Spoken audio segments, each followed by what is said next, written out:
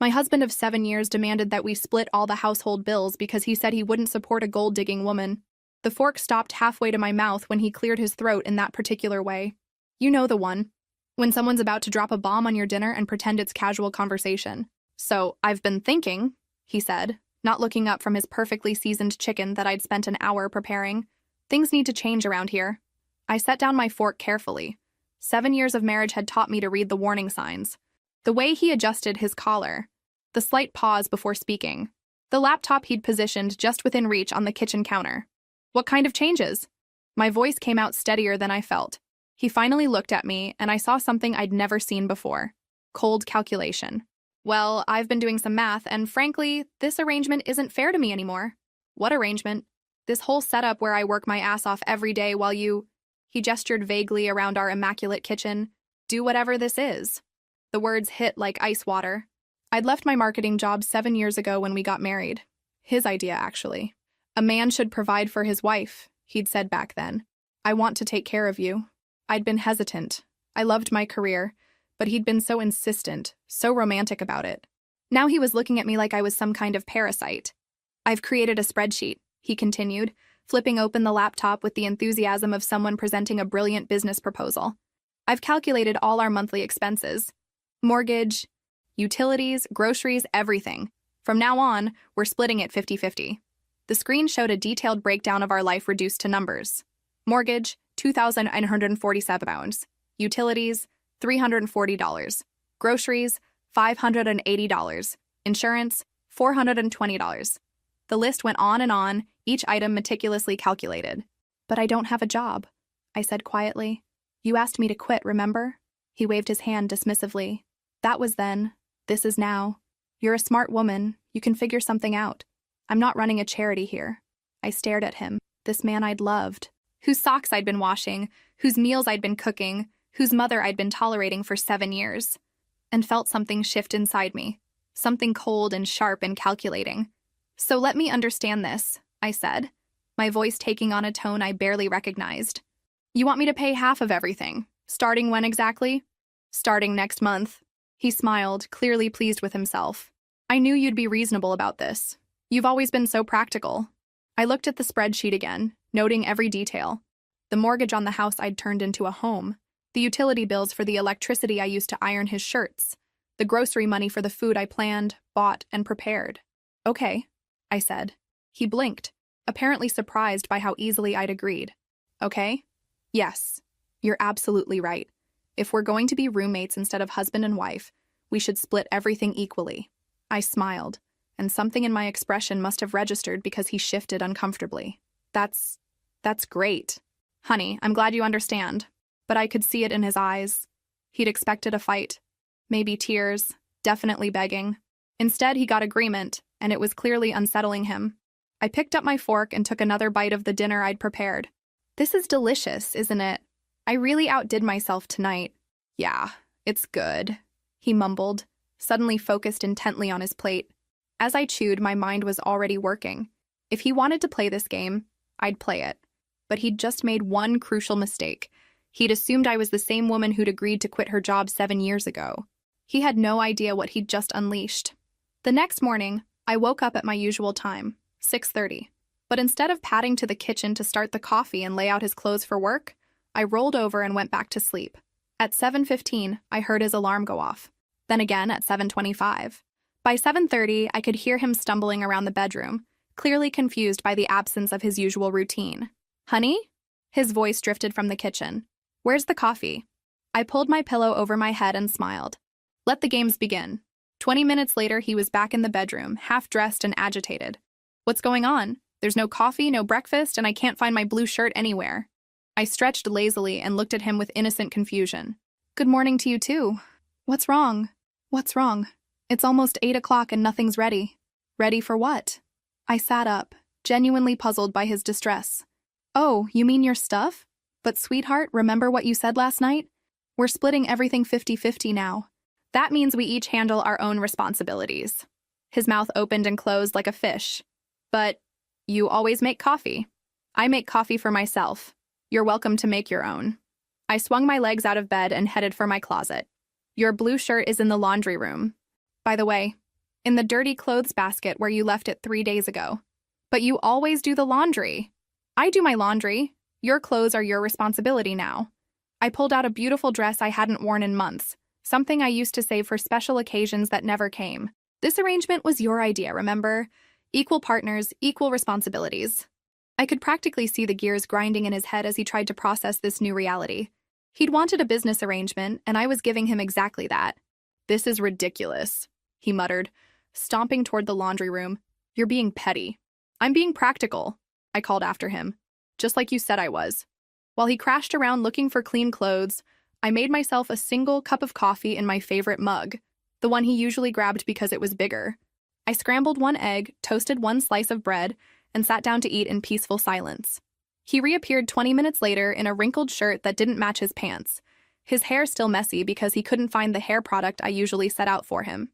"You look nice," I said pleasantly. "Very authentic." He grabbed his keys with unnecessary force. "This is insane. I'm going to be late for work." "Traffic's pretty bad around this time," I agreed. "You might want to leave a few minutes earlier tomorrow. Oh, and don't forget to pick up milk on your way home. We're out." "Pick up milk? That's your job." I looked at him with genuine surprise. "My job?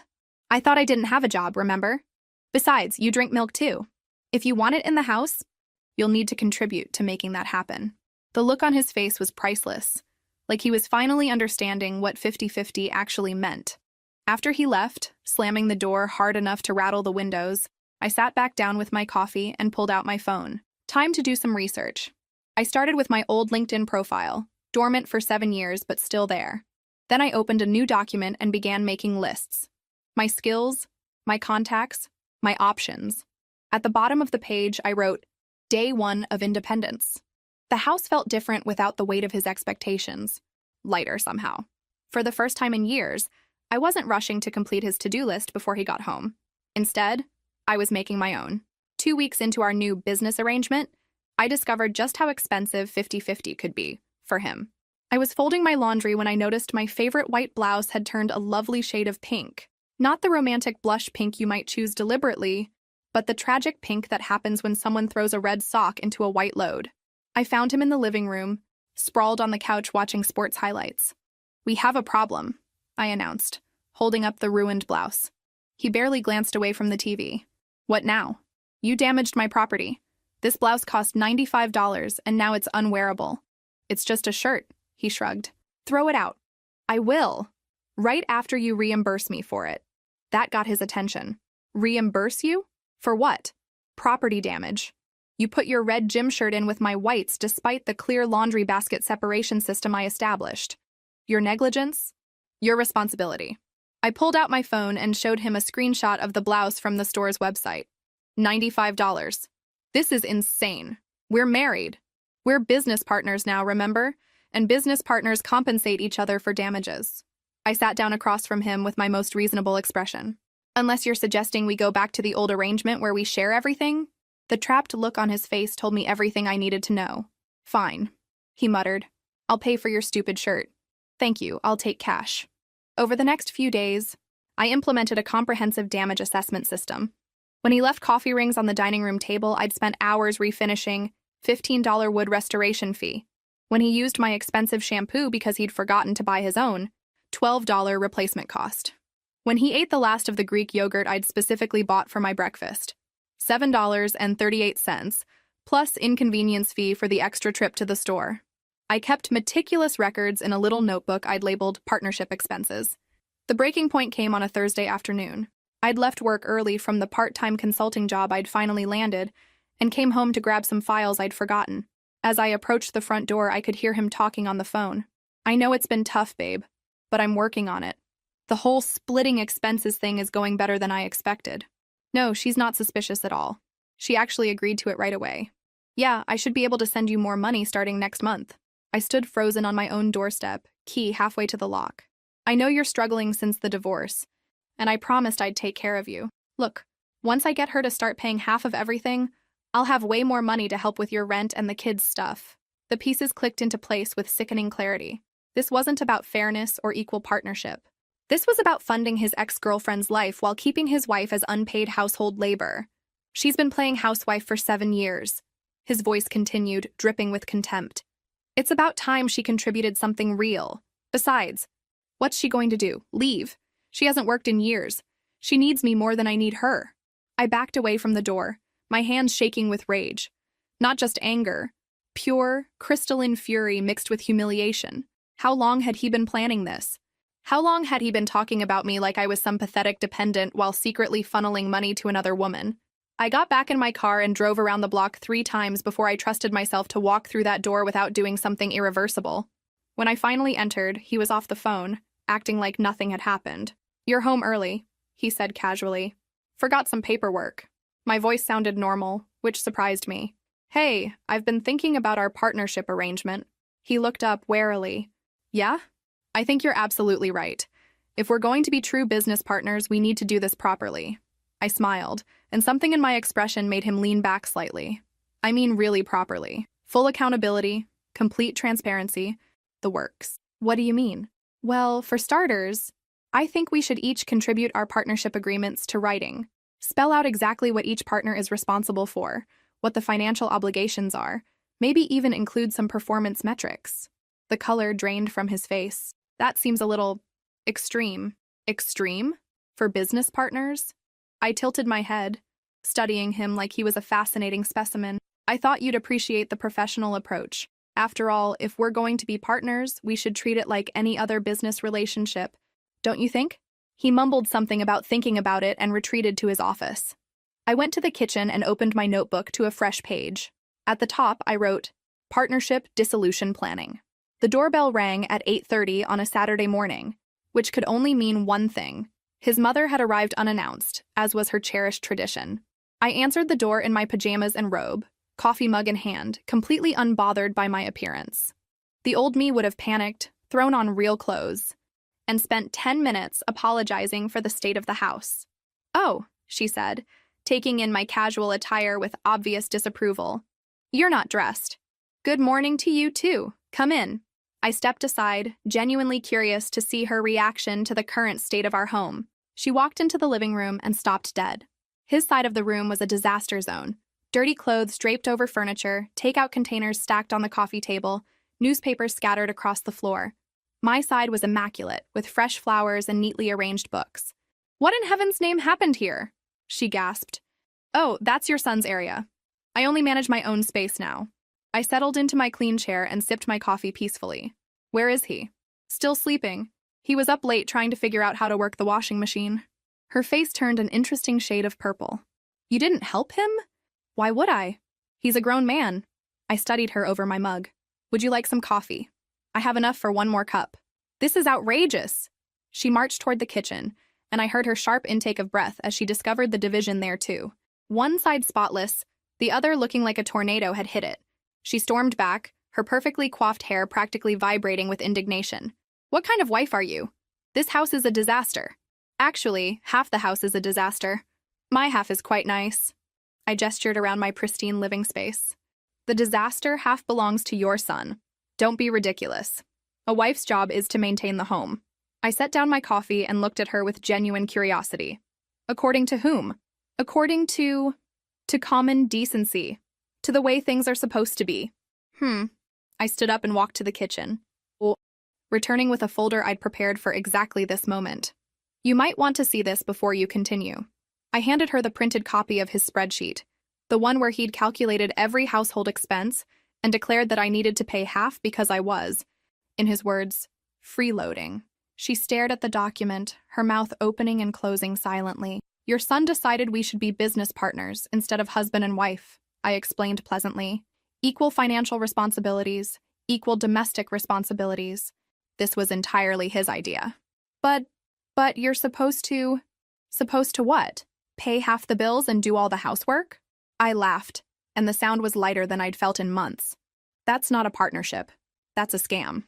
She looked around again, as if seeing the situation with new eyes. "He didn't mean—" "Oh, he meant it. He spent considerable time creating this spreadsheet. He was very proud of his mathematical skills." I took the document back from her trembling hands. "Would you like me to show you the part where he calculated that my 7 years of unpaid household management was worth $0? The fight went out of her all at once. She sank onto his dirty couch, apparently not caring about the takeout containers. I raised him better than this, she whispered. Did you? I asked, not unkindly, because this level of entitlement doesn't develop overnight. Heavy footsteps on the stairs announced his arrival. He appeared in rumpled pajamas, hair sticking up at odd angles, clearly unprepared for his mother's visit. Mom, what are you doing here? I came to see why your wife isn't taking care of you properly, she said flatly. Instead, I find out you've turned your marriage into some kind of business arrangement. He shot me a look that could have melted steel.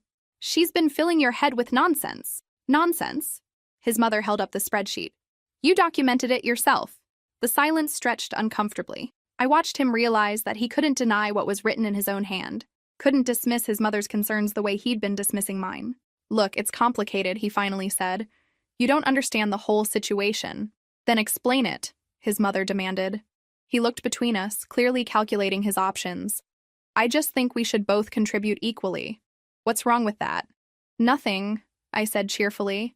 Which is why I've been contributing exactly equally. I pay my half of everything and take care of my half of everything. Your half is your responsibility. His mother looked around the room again, really looked. And I could see her finally understanding the full picture. I think, she said slowly, I should go. That's probably best, I agreed. This is between business partners now, not family. She stood up, brushed off her skirt, and walked to the door without another word. Before leaving, she turned back to her son. You made this bed, she said quietly. Now you get to lie in it. After she left, he turned on me with a fury I'd never seen before. How dare you embarrass me like that in front of my mother? I looked at him calmly. I didn't embarrass you. You embarrassed yourself. I just refused to clean it up. The call came on a Tuesday morning while I was updating my resume for the third time in 2 weeks. I'd been applying for entry-level positions, assuming my 7-year gap had made me unemployable in any meaningful way. Is this really the marketing genius who used to run circles around all of us in Professor Martinez's strategy class?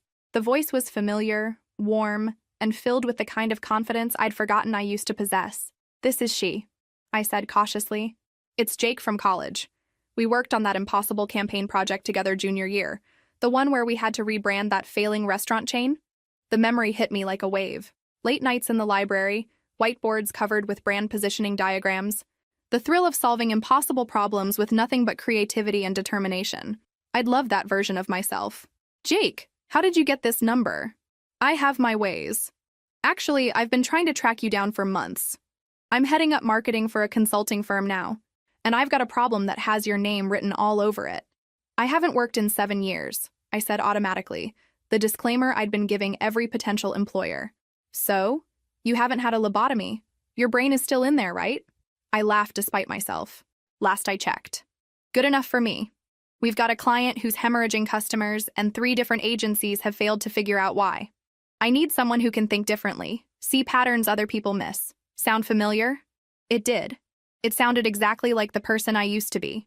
Jake, I appreciate the thought, but I'm not exactly interview ready. I'd need time to prepare, to brush up on current trends. Skip the interview. I've already seen your work. Remember that portfolio from senior year? I kept a copy. Still reference it sometimes. His voice turned serious. Look, I know you disappeared after college, got married, did the domestic thing, but talent doesn't expire. If anything, life experience probably made you sharper. The conversation lasted 45 minutes. By the end, I had a consulting contract that paid more per month than my husband made in 2. There's one condition, Jake said as we wrapped up. I'm going to need you to travel occasionally.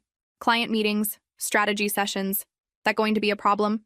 I looked around my half of the immaculate house, then at the disaster zone that was his half. Not at all. The first client meeting was a revelation. I walked into a conference room full of expensive suits and felt something click back into place. A part of myself I'd packed away so long ago I'd forgotten it existed. So, the client said, sliding a folder across the table, 3 agencies have told us we need to completely rebrand, change our entire business model. What do you think? I spent 20 minutes reviewing their materials, then looked up. I think those agencies were trying to justify their fees instead of solving your problem. The room went quiet. Your brand isn't the problem. Your customer service is. Specifically, your phone system routes people through 7 different departments before they reach someone who can actually help them. Your customers aren't leaving because they don't like your product. They're leaving because buying from you is exhausting. I spent the next hour walking them through a complete customer journey analysis I'd improvised on the spot. By the time I finished, the CEO was taking notes. "This is exactly what we needed," he said. "When can you start?" Jake walked me out afterward, grinning like he'd won the lottery. "That was brilliant. Absolutely brilliant. I'd forgotten how good you were at cutting through the noise." "I'd forgotten too," I admitted. He stopped walking and looked at me seriously. "Can I ask you something? Why did you stop? You were the most ambitious person in our graduating class. I always figured you'd end up running your own agency by now." The question hit harder than I expected. "I got married. My husband wanted me to focus on the home. And you wanted that too?" I opened my mouth to give the automatic response I'd been giving for 7 years, that it had been my choice, that I'd wanted to be a supportive wife. But standing there in my professional clothes, fresh from solving a problem that had stumped 3 established agencies, I couldn't make the words come. "I don't think what I wanted mattered much," I said finally. Jake's expression darkened. "That's not okay." "No," I agreed, surprising myself with how calm I sounded. "It's not." He walked me to my car, and as I drove home, I felt like I was seeing everything with new eyes. The strip malls and office buildings I passed weren't just scenery anymore. They were possibilities, opportunities, places where my skills mattered, where my ideas had value. When I pulled into my driveway, I sat for a moment before going inside. The house looked different somehow. Smaller. Less like a castle and more like what it actually was, just a building. Inside, I found him at the kitchen table with his laptop, surrounded by bills and that infamous spreadsheet. "How was your day?" he asked without looking up. "Productive." I set my purse down and loosened my blazer. "I got a consulting contract. Good money." Now he looked up. "That's great. How much money?" I named the figure, and his eyes widened. "That's more than I make." "I know." I smiled. "Looks like I won't have any trouble paying my half of the bills after all." The expression on his face was complicated. Surprise, worry, and something else I couldn't quite identify. Something that looked almost like fear. For the first time in 7 years, I understood why. She showed up on a Saturday afternoon while he was at his brother's house, probably complaining about his unreasonable wife who dared to expect equal treatment in her own home. The doorbell rang, and I opened it to find a woman about my age with tired eyes and highlighted hair that needed touching up. She was pretty in a worn-down way, like someone who'd been fighting battles for too long. "You must be his wife," she said, as if that explained everything. "I am, and you must be the ex-girlfriend he's been financially supporting." I leaned against the doorframe casually. "Would you like to come in?" Her confident expression faltered. What?" "Come in," I repeated, stepping aside. "We should talk." She followed me into the living room, clearly thrown by my calm demeanor. I could practically see her recalibrating, trying to figure out why I wasn't screaming or throwing things. "Look," she started, perching nervously on the edge of the couch. "I know this is awkward, but I'm worried about him. He's been so stressed lately, and I think you don't understand how hard he works." "Oh, I understand perfectly." I settled into my chair with a cup of tea I'd been drinking when she arrived. "He works very hard to maintain 2 households on one salary." The color drained from her face. "I'm sorry? He's been sending you money, hasn't he? That's why he suddenly decided we needed to split all our expenses 50-50. More money for him means more money for you." She started to deny it, but I held up my hand. "Before you waste energy on lies, you should know I've seen the evidence." I walked to my desk and pulled out a folder I'd prepared weeks ago. Bank statements with highlighted transfers, screenshots of text messages I'd found on the phone bill, credit card charges to a florist in her neighborhood. "February 14th, I said, pointing to one charge. "Roses delivered to your address. March 23rd, money transfer for $400 with the memo, rent help. April 15th, another transfer for $600 with the memo, kids need shoes." She stared at the papers like they might catch fire. "How did you get these?" "I'm not stupid, despite what both of you apparently think." I sat back down, watching her face cycle through shock, embarrassment, and something that might have been admiration. "He said you didn't know," she whispered. "He said a lot of things. That I was lazy, that I contributed nothing, that I was lucky he kept me around." I sipped my tea calmly.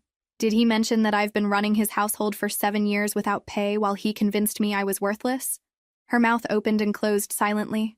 "Here's what's interesting," I continued conversationally. "You're not the villain here.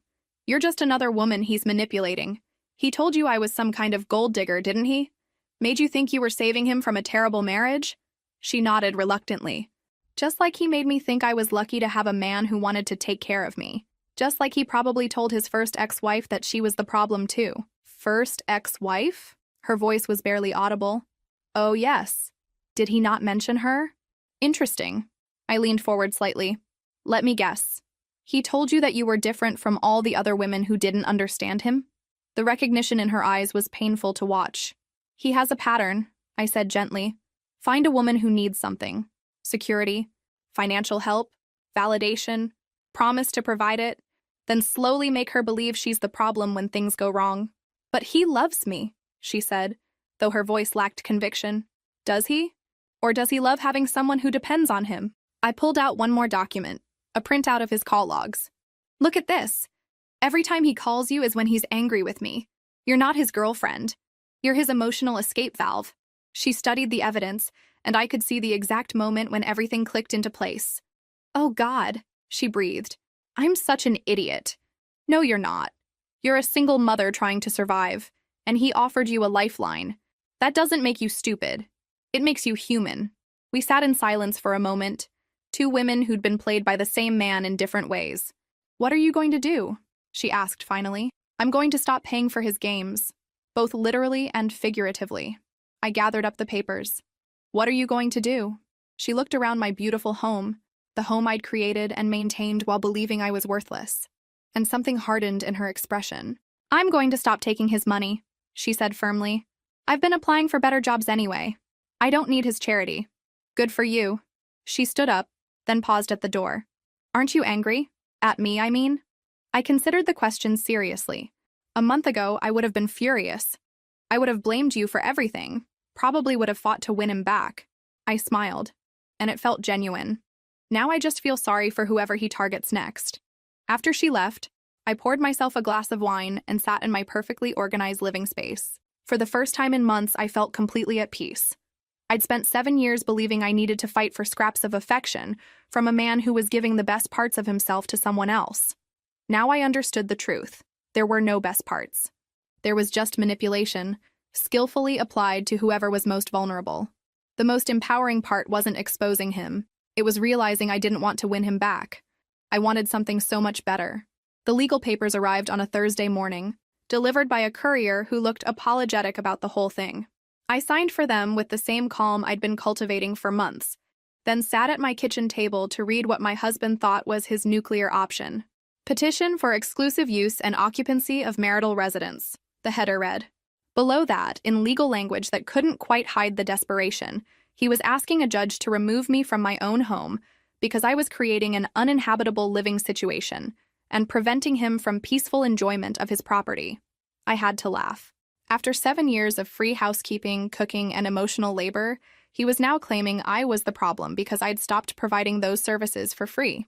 The hearing was scheduled for the following Tuesday. I spent the weekend preparing, and by Monday night, I had 3 binders full of evidence that told a very different story than the one he was trying to sell. Tuesday morning, I dressed in my best suit, the one I'd bought for client meetings, and arrived at the courthouse early. He was already there with his lawyer, an expensive-looking man in his 50s who clearly thought this was going to be a straightforward case of removing an uncooperative wife. When the judge called our case, I stood with my own representation, a sharp family law attorney who'd taken one look at my evidence and agreed to work with me immediately. Your Honor, his lawyer began, my client is simply asking for the right to live peacefully in his own home. His wife has created an impossible situation, refusing to maintain the household and creating deliberate chaos. The judge, a woman in her 60s with intelligent eyes, looked at me. How do you respond to these allegations? My lawyer stood. Your Honor, we have extensive documentation that tells the complete story. Mrs. He glanced at me and I nodded. Has maintained detailed records of the marital arrangement her husband demanded. We presented everything chronologically. The original spreadsheet where he calculated that my 7 years of household management was worth nothing. Bank records showing money transfers to his ex-girlfriend. The written log I'd kept of every time he'd expected me to clean up after him, while simultaneously demanding I pay half of everything. Furthermore, my lawyer continued, Mrs. has been gainfully employed for the past 2 months and is fully capable of meeting her financial obligations. The issue isn't her inability to contribute. It's her husband's expectation that she should pay equally while providing all domestic labor for free. The judge studied the documents for what felt like an eternity. When she finally looked up, Her expression was not sympathetic to his cause. "Let me make sure I understand this correctly," she said to his lawyer. "Your client decided unilaterally that his wife should pay 50% of all household expenses, despite having been out of the workforce for 7 years at his request." "Well, Your Honor, circumstances change." "Indeed they do." The judge's voice was dry. "And it appears circumstances have changed in ways your client didn't anticipate." She turned to him directly. "Sir, did you create this spreadsheet?" He shifted uncomfortably. "Yes, but... And did you present it to your wife as a non-negotiable change to your marital arrangement?" "I thought we should both contribute equally." "I see. And in your definition of equal contribution, your wife would pay half of all expenses and continue to provide all domestic services?" The silence stretched uncomfortably. "Your Honor," his lawyer interjected, "my client simply wants to live in his own home without harassment." Harassment. The judge looked at my documentation again. "I see here that your client's wife has been paying her agreed-upon 50% of all expenses while maintaining only her own living spaces and belongings. How exactly is adhering to his own proposed arrangement considered harassment?" I watched his lawyer realize they were losing badly. "Furthermore," the judge continued, "I see evidence that your client has been financially supporting another woman throughout this marriage, including during the period when he was demanding his wife contribute more financially." The courtroom fell silent except for the sound of his lawyer shuffling papers desperately. "Petition denied," the judge said firmly. "Not only is there no basis for removing Mrs. from her marital home, but the evidence suggests that she has been remarkably accommodating to an arrangement that was heavily biased against her interests." As we walked out of the courthouse, his lawyer was already talking about appeal options, but I could see in his eyes that he knew it was over. You can't win a case when all the evidence proves you're exactly as unreasonable as your opponent claims. Outside, he caught up with me in the parking lot. "This isn't over," he said, but there was no conviction in his voice. "Yes, it is." I looked at him calmly. "You wanted to play hardball, remember? You thought you could scare me into going back to being your unpaid servant. Instead, you just proved to a judge exactly what kind of man you are." "I never meant for it to go this far." "Of course you didn't. You meant to get your way without consequences, like always." I opened my car door. "But actions have consequences now. Maybe it's time you learned that." As I drove home, I felt something I hadn't experienced in years. The solid satisfaction of being completely, legally, unquestionably right. For the first time since this whole mess started, I wasn't just surviving his games. I was winning them. He left the day after the court hearing claiming he needed space to think after his humiliating legal defeat. I watched him pack a suitcase with the same detachment I might feel watching a stranger load their car. "I'll be staying at my brother's for a while," he announced, as if this was some great sacrifice he was making for our relationship. "Okay," I said, not looking up from my laptop where I was reviewing client proposals. "Okay, that's all you have to say?" "What would you like me to say?" I glanced at him briefly. "You're an adult. You can stay wherever you want." The look on his face suggested he'd expected tears, begging, promises to change. Instead, he got the same mild interest I might show a weather report. After he left, I walked through the house slowly, really seeing it for the first time in months. Without his constant mess, his complaints, his heavy presence sucking the energy out of every room, the space felt transformed, lighter, like it could breathe again. I made myself dinner, just for me, exactly what I wanted, and ate it while watching a documentary he would have hated. Then I took a long bath with expensive bath salts, read until midnight, and slept diagonally across the entire bed. I woke up the next morning feeling more rested than I had in years. Work became my sanctuary. The consulting firm Jake ran had a collaborative, energetic atmosphere that reminded me why I'd loved marketing in the first place. Ideas mattered there. Solutions were celebrated. Nobody questioned my competence or made me feel like I should be grateful for the opportunity to contribute. "You've been different lately," Jake mentioned over coffee after a particularly successful client presentation. "More confident. More yourself, I guess." "I feel more like myself," I admitted. "It's amazing how much mental energy gets freed up when you're not constantly defending your right to exist." "Is that what it was like? At home?" I considered the question. Jake and I had started having these conversations more frequently. Honest talks about life, dreams, the paths we'd taken, and the ones we wished we had. He was a good listener, never offering unwanted advice or trying to fix things that weren't his to fix. "It was like living with a critic who never took a day off," I said finally. "Everything I did was wrong, insufficient, or somehow selfish. I spent so much energy trying to anticipate his complaints that I forgot I was allowed to have opinions of my own. That sounds exhausting. It was. I didn't realize how exhausting until it stopped. Jake studied me over his coffee cup. Are you happy? I mean, really happy? The question surprised me with its directness. Yes, I said, and meant it. For the first time in years, I'm actually happy. Good. You deserve that. That evening, I did something I hadn't done in ages. I called my sister, the one who'd stopped visiting because she couldn't stand watching what I'd become. I was wondering when you'd finally call, she said without preamble. I heard through the grapevine that you'd grown a spine. News travels fast. Are you kidding? The whole family's been waiting for you to wake up. We just didn't know how to tell you without making things worse. We talked for 2 hours, and I realized how much I'd missed her wit, her honesty, her complete intolerance for self-pity. By the end of the call, we'd made plans for her to visit the following weekend. Fair warning, she said before hanging up. I'm bringing wine and terrible movies, and we're going to dissect every bad decision you've made for the past 7 years. I can't wait. The house felt different with him gone. Not empty, spacious. I rearranged furniture, hung artwork I'd been meaning to display, played music as loud as I wanted. I cooked elaborate meals just because I enjoyed cooking when it wasn't an obligation. I started a garden in the backyard, something I'd always wanted to do, but never found time for when every moment was dedicated to maintaining his comfort. 3 weeks into his absence, he called. I think I've had enough space, he announced, as if he'd been doing me a favor. I'll be home tomorrow. This is your home too, I said neutrally. You don't need my permission to be here. Right, good. I'm glad you're being reasonable about this. Reasonable. I almost laughed. He still thought this was about him teaching me a lesson, that his absence was punishment I should be eager to see end. He had no idea that his leaving had been the best 3 weeks I'd had in years. I'll see you tomorrow then, I said, and hung up before he could say anything else.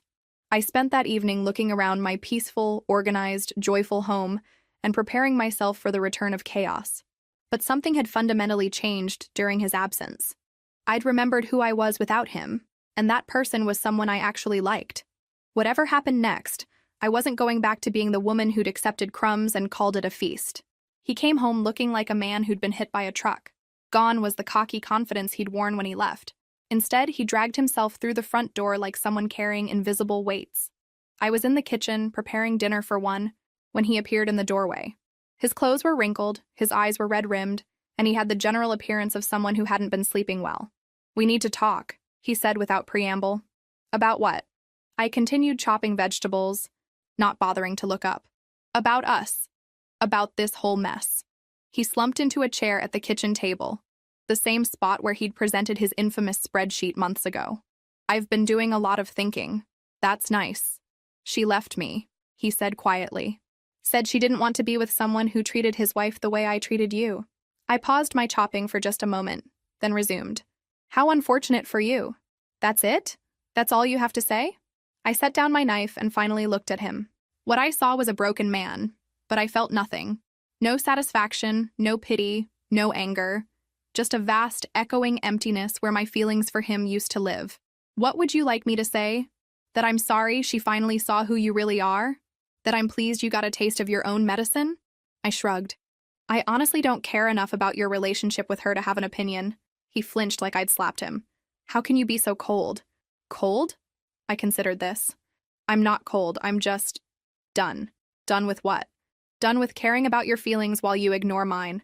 Done with making your problems my responsibility. Done with accepting scraps and calling it love. I turned back to my cooking. I'm done with you. The silence stretched between us, heavy with the weight of 7 years of accumulated resentment and disappointment. I want to fix this, he said finally. I know I screwed up. I know I hurt you. But we can work through this, right? People change. I can change. I laughed, and the sound surprised both of us. It wasn't bitter or angry, just genuinely amused by the absurdity of the situation. Do you remember what you said when you wanted me to quit my job? I asked. What does that have to do with anything? You said a real man takes care of his wife. You said you wanted to provide for me, protect me. You made it sound romantic, noble even. I moved to the stove, still not looking at him. Do you remember what you said when I told you I missed working? He was quiet. You said I was being selfish, that a good wife supports her husband's dreams instead of chasing her own fantasies. You made me feel guilty for wanting something beyond your kitchen. I was wrong about that. Were you? Or are you just saying that because your backup plan fell through? I turned to face him fully. Because the thing is, I don't think you were wrong back then. I think you meant every word. Just like you meant every word when you called me a freeloader who needed to start paying her fair share. But you've learned that actions have consequences. That's not the same as changing who you are, fundamentally. I leaned against the counter, studying him like a specimen under a microscope. You didn't want to fix our marriage when you were getting everything you wanted from it. You want to fix it now because you're getting nothing. That's not true, isn't it? When I was doing all the housework and asking for nothing in return, was our marriage broken then? He opened his mouth, then closed it.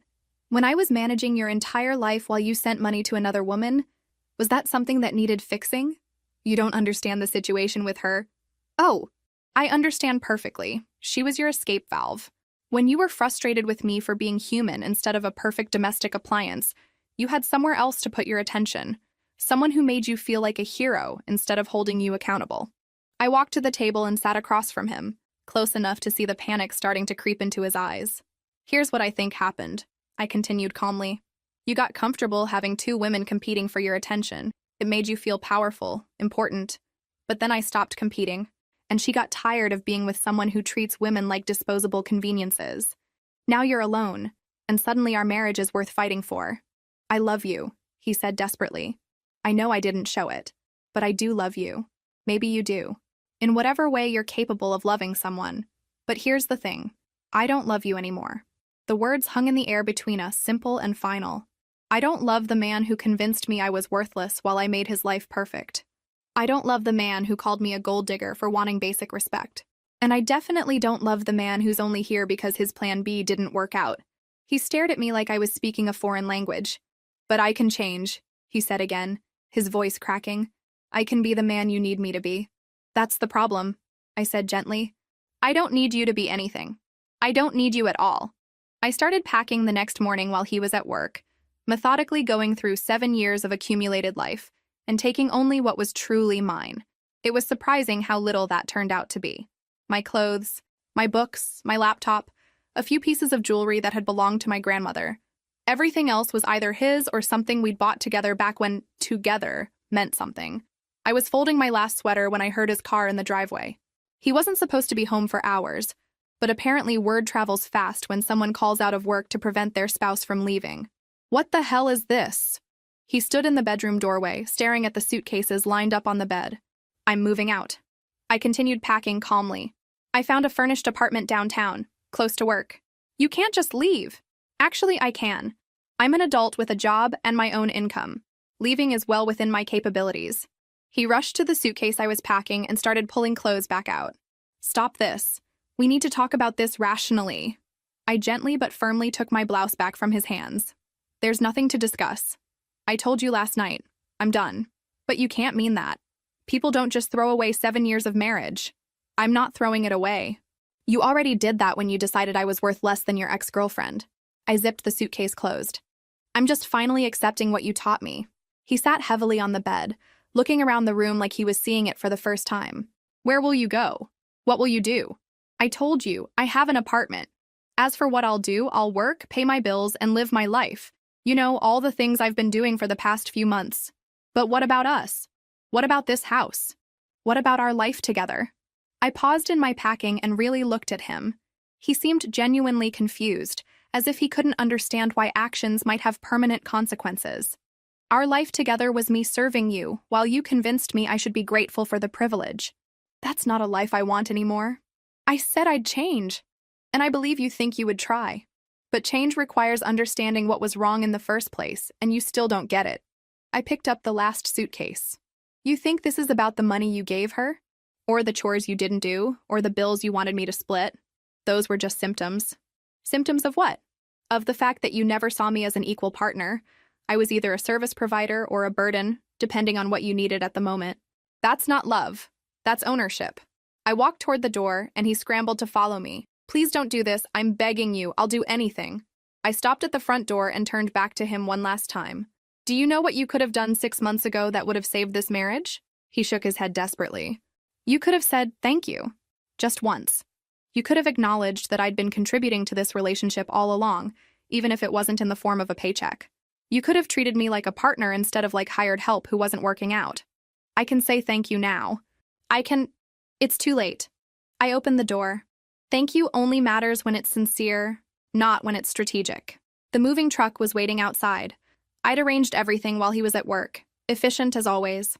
As the movers loaded my belongings, he stood on the front porch looking lost. How am I supposed to live here without you? He called out. The same way I lived here with you, I called back. You'll figure it out. The apartment was small but bright, with big windows and hardwood floors that reflected the afternoon sunlight. It came furnished with simple, clean furniture that was nothing like the heavy, expensive pieces we'd accumulated together. I loved it immediately. That first night, I sat on my new couch eating takeout from my favorite Thai place, the one he'd always complained was too spicy, and felt something I hadn't experienced in years. Complete peace. No one was going to come home and criticize the way I'd arranged the throw pillows. No one was going to leave dirty dishes in my clean sink. No one was going to make me feel like I needed to justify my existence or apologize for taking up space. I was alone, and it was glorious. My phone rang around 9 o'clock.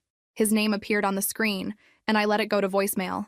Then it rang again, and again. Finally, I turned it off.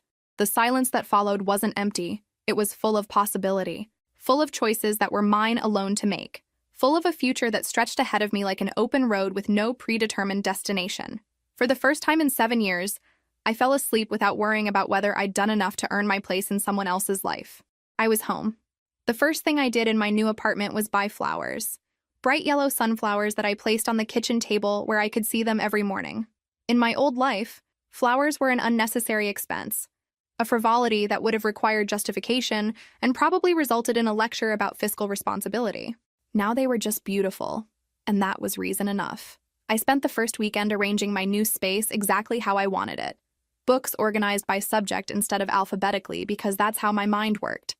Art hung at heights that made sense for my eyes, not his. The thermostat set to a temperature that kept me comfortable without needing to negotiate. Every small decision felt revolutionary. Work became even more fulfilling. Without the constant underlying stress of managing someone else's emotions, I found myself taking on bigger challenges, proposing bolder solutions. Jake noticed the change immediately. "You're on fire lately," he said after a presentation that had landed us a major new account. "Whatever you're doing differently, keep doing it." "I'm sleeping better," I said, which was true, but not the whole truth. The whole truth was that I'd stopped living in a state of chronic anxiety, always braced for the next criticism or demand. Jake and I had started spending more time together outside of work, dinner after long days, coffee on Saturday mornings, walks through the downtown farmers market. Nothing officially romantic, just the easy companionship of two people who genuinely enjoyed each other's company. He never asked for more than I was offering, never made me feel like his attention came with strings attached. When I mentioned that I wasn't ready for anything serious, he'd simply nodded and said, "Fair enough, I like spending time with you regardless." It was the first time in years that a man had accepted my boundaries without arguing, pouting, or trying to convince me I was wrong about my own feelings. "You know what's weird?" I told him one evening as we walked through the park near my apartment. "I keep waiting for the other shoe to drop, for you to suddenly start keeping score of favors or making demands or telling me I'm not grateful enough. That sounds exhausting," he said quietly. Living like that. It was.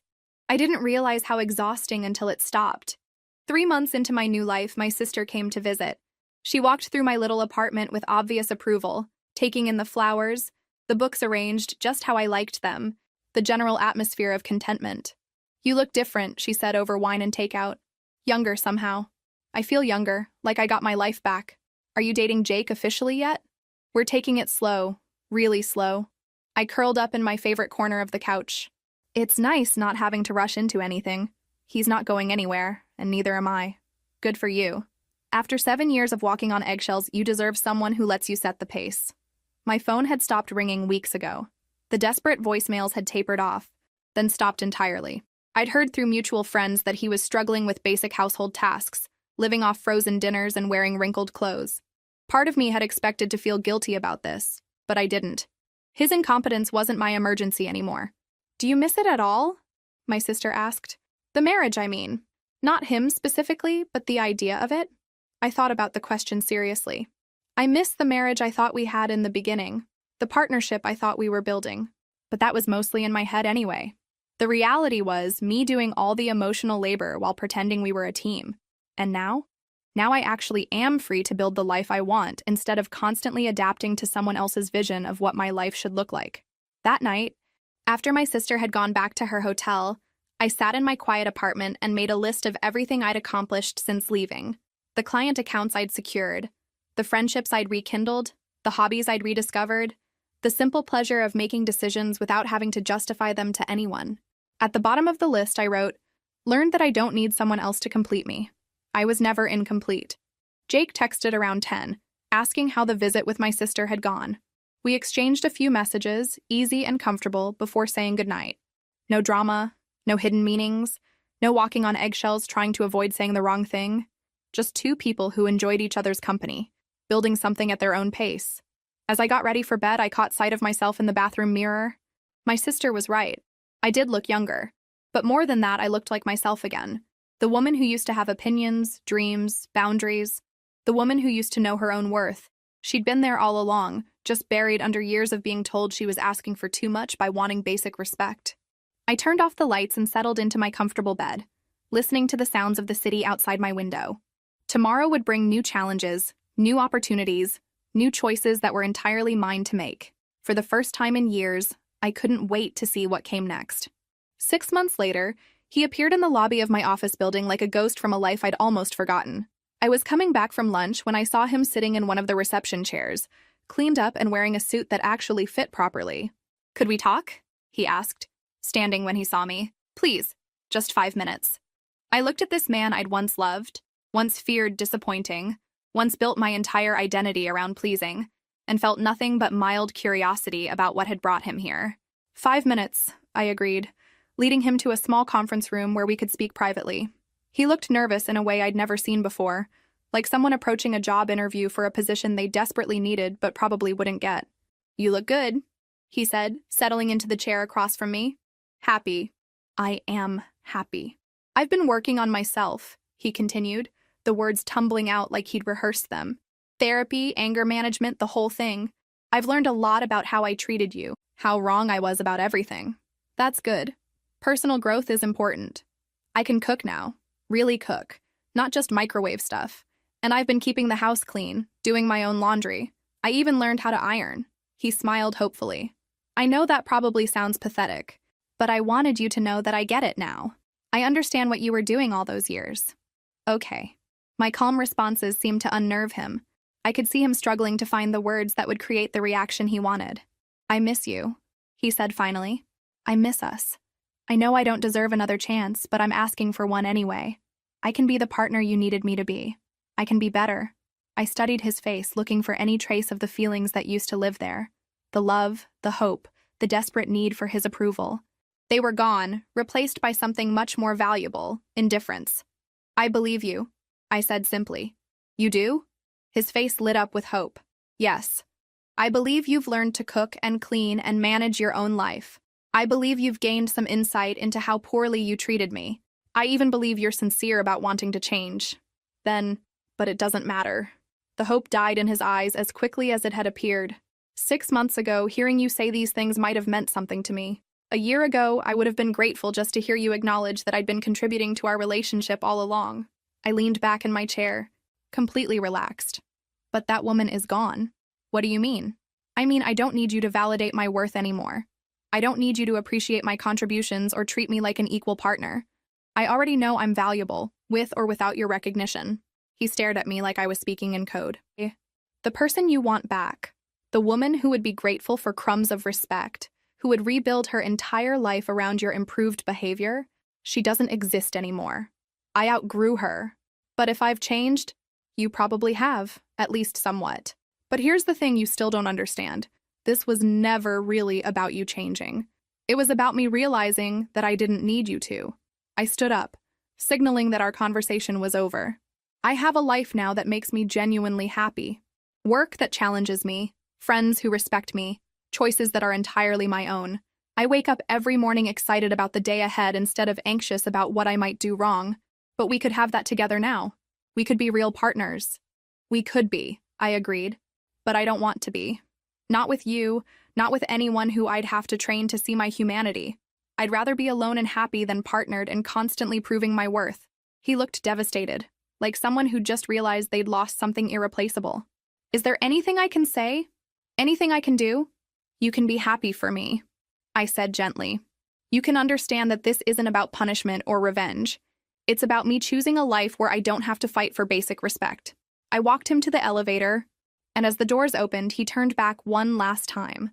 I really do love you, he said. I know you do, in whatever way you're capable of loving someone. But I love myself more now, and that makes all the difference. The elevator doors closed, and I watched the numbers light up as he descended back to whatever life he was building without me. I returned to my office, where Jake was waiting with coffee and the presentation materials for our 3 o'clock meeting. Everything okay? He asked, noting my thoughtful expression. Everything's perfect, I said, and meant it completely.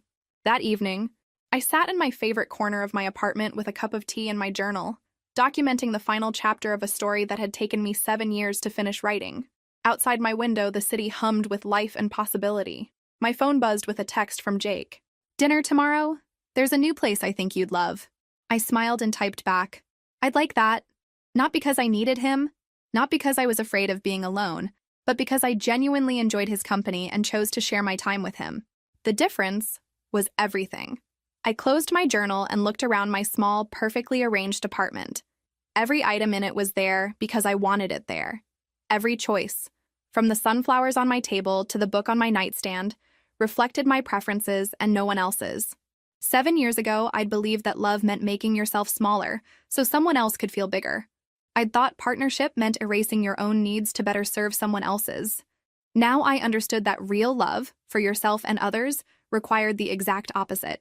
It demanded that you show up as your full, authentic self and refuse to accept anything less than the same in return. I'd learned that I didn't need someone else to complete me because I had never been incomplete.